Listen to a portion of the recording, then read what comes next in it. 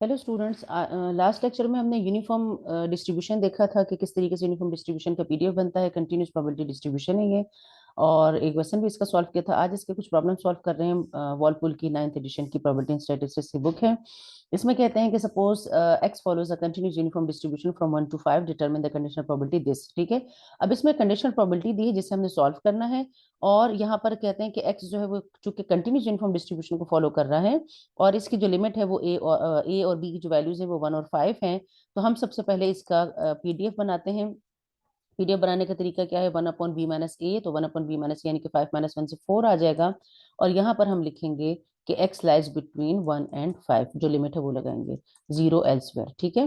तो इस तरीके से हमने पीडीएफ बना लिया। अब हमने जो भी प्रोबेबिलिटी फाइंड आउट करनी है पीडीएफ को इंटीग्रेट करेंगे तो हमारे पास प्रोबेबिलिटी आ जाएगी। लेकिन यहाँ पर प्रोबेबिलिटी जो है वो कंडीशनल की दी हुई है। तो पहले कंडीशनल का फॉर्मूला थोड़ा सा रिकॉल कर लेते हैं। कंडीशनल के लिए मैंने बताया था कि probability of B given A equal होता है किसके, probability of A intersection B divided by probability of A. ठीक है।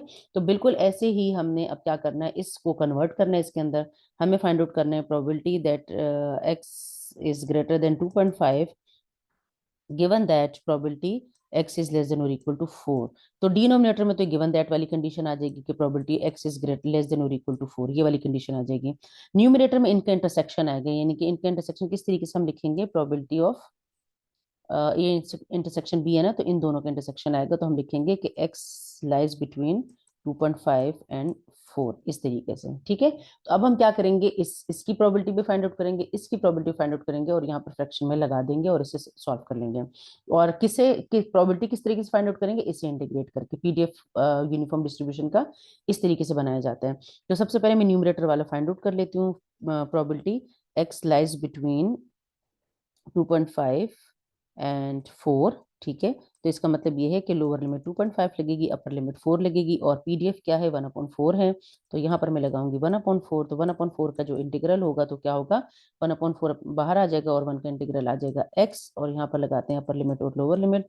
जब upper limit minus lower limit करूंगी तो 4 - 2.5 डिवाइडेड बाय 4 आ जाएगा। सही है। इसी तरह से ये नीचे वाले को भी सॉल्व कर लेते हैं। डिनोमिनेटर में जो था, डिनोमिनेटर में क्या था, डिनोमिनेटर में क्या था, प्रोबेबिलिटी एक्स इज क्या था, लेस देन और इक्वल टू 4।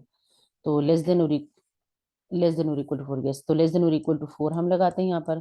लेस देन और इक्वल टू 4 का मतलब 4 और 4 से कम वैल्यूज। तो अपर लिमिट हो जाएगी 4 और जो लोअर लिमिट हो जाएगी वो क्या हो जाएगी, जो फंक्शन की लोअर लिमिट है वो लगेगी 1। इसमें तो लोअर लिमिट लोअर लिमिट दोनों थी ना, तो हमने यही लगाई थी। जब एक लिमिट नहीं होगी तो हम फंक्शन की लिमिट लेंगे।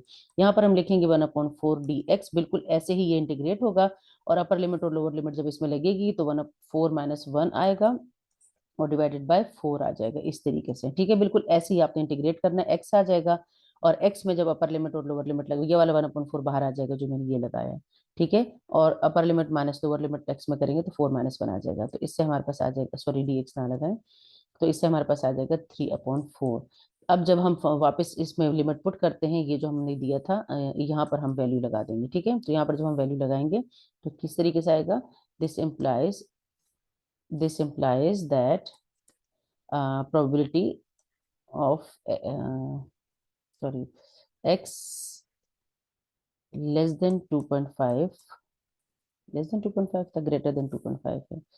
x जो है यहाँ लिखते हैं दोबारा से, probability x greater than 2.5 given that probability x is less than और इक्वल टू 4 जो है वो किसकी इक्वल है,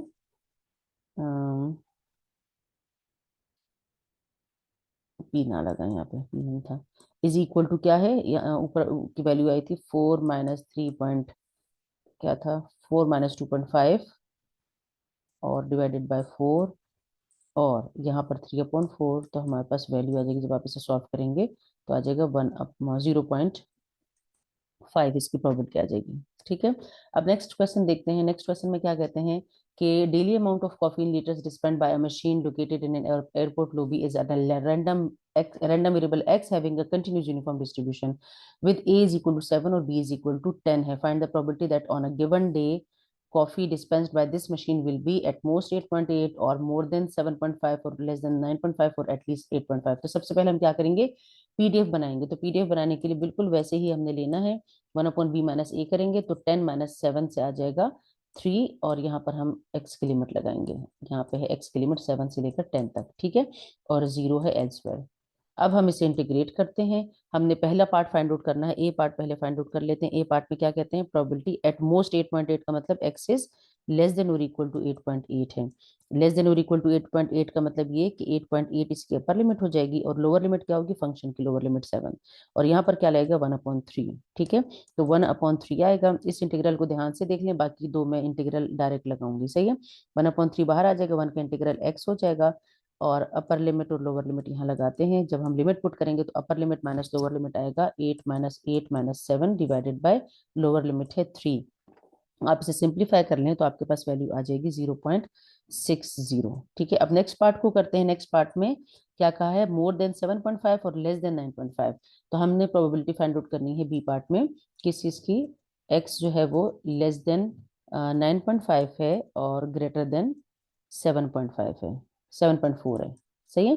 तो इसका मतलब ये हुआ कि हमने अब यहाँ लोअर लिमिट अपर लिमिट दोनों दी है, तो हमने यही लिमिट लगानी है और 1/3 को इंटीग्रेट करना है। तो जब आप इंटीग्रेट करेंगे बिल्कुल वैसे ही आएगा, x आ जाएगा, और क्या करेंगे 9.5 - 7.4, upper limit minus lower limit x में पुट करेंगे और ये वाला 1/3 इस तरह से आ जाएगा। इसे जब आप सिंप्लीफाई करेंगे तो आपके पास आ जाएगा 0.50, 0.50 आ जाएगा। पीछे वाले का क्या आया था, 0.6, ठीक है, 0.50 आ जाएगा। अब सी पार्ट देखते हैं। सी पार्ट में क्या कहते हैं कि एटलीस्ट 8.5 है, इनके इसका मतलब एक्स इज ग्रेटर देन और इक्वल टू 8.5। ग्रेटर देन और इक्वल टू 8.5 का मतलब कि 8.5 से बड़ी वैल्यूज, तो 8.5 लोअर लिमिट हो जाएगी और अपर लिमिट हो जाएगी 10, ठीक है, 10 है ना अपर लिमिट। तो बिल्कुल वैसे ही इंटीग्रेट करेंगे, इंटीग्रेट में नहीं कर रही, अपर एक्स आ जाएगा इंटीग्रल, तो upper limit minus lower limit x में लगाएंगे तो आएगा 10 - 8.5, और ये वाला 1/3 अपनी जगह पे ऐसे ही रह जाएगा। इससे भी आ जाएगा 0.50, ठीक है। आप भी कैलकुलेट करके देख लीजिएगा, जो भी वैल्यू आए वो लिख लें। तो इस तरीके से हमने इसको सॉल्व कर दिया। नेक्स्ट क्वेश्चन एक और देख लेते हैं। ये कहते हैं कि बस arrives every 10 minutes at a बस। अच्छा, यहाँ पर अब लोअर लिमिट ए नहीं दिया हुआ, तो मैं आपको बता दूं कि ये क्या होगा, एट अ बस स्टॉप, यानी हर 10 मिनट के बाद आ रही है। तो it is assume that waiting time for a particular individual is a random variable with a continuous uniform distribution.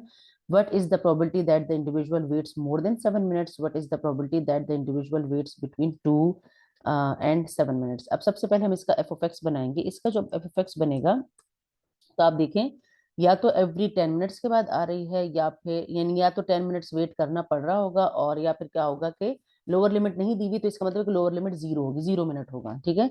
तो 1 अपॉन क्या होगा, 10 - 0, 0 से कम पैसे नहीं जा सकते कि टाइम है ना, नेगेटिव नहीं हो सकता। तो क्या आ जाएगा, 1/10 आ जाएगा, और एक्स की लिमिट है 0 से लेकर 10 तक, ठीक है, इस तरीके से यहाँ आ जाएगा 1/10 और 0 एल्सवेयर, सही है। तो इसमें जब हम प्रोबेबिलिटी फाइंड आउट करेंगे, प्रोबेबिलिटी पहले किसकी फाइंड आउट करनी है, मोर देन 7 मिनट्स की फाइंड आउट करनी है ए पार्ट में। मोर देन 7 मिनट्स का मतलब ये है कि हमने प्रोबेबिलिटी फाइंड आउट करनी है एक्स ग्रेटर देन 7 की प्रोबेबिलिटी फाइंड आउट करनी है। तो ग्रेटर देन 7 का मतलब है 7 एंड 7 से ग्रेटर, तो ग्रेटर कहाँ तक जाएंगे, जो फंक्शन की अपर लिमिट है 10, सही है। तो यहाँ पर हम लगाएंगे 10 और यहाँ पर फंक्शन लगेगा 1/10 डी एक्स। तो बिल्कुल वैसे ही 1/10 का, अच्छा एक पार्ट में कर देती हूँ, दूसरे पार्ट में डायरेक्ट लगाएंगे। X upper limit, x integral आएगा, और अपर लिमिट और लोअर लिमिट लगाते हैं, तो 10 - 7 हो जाएगा, upper limit minus lower limit, और ये वाला 10 बाहर आ जाएगा, नीचे आ जाएगा, सही है इससे। तो इससे आपके पास वैल्यू आ जाएगी 0.3।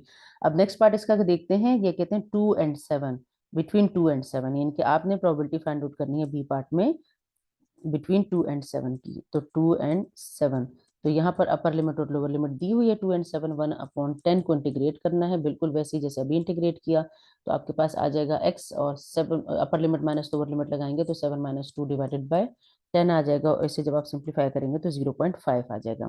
तो ये हमारे पास यूनिफॉर्म डिस्ट्रीब्यूशन के क्वेश्चन थे। नेक्स्ट लेक्चर में हम कंटिन्यूस प्रोबेबिलिटी डिस्ट्रीब्यूशन में एक और डिस्ट्रीब्यूशन को डिस्कस करेंगे, जो है जो जेड टेस्ट में यूज की जाती है, जेड स्कोर भी कहा जाता है उसे, वो है कंटिन्यूस, वो है नॉर्मल डिस्ट्रीब्यूशन, ठीक है। तो नेक्स्ट वीडियो के लिए आप जो है वो बेल आइकन प्रेस कर दें, ताकि जैसे ही मैं अपलोड करूँ तो आपको फौरन से वीडियो मिल जाए।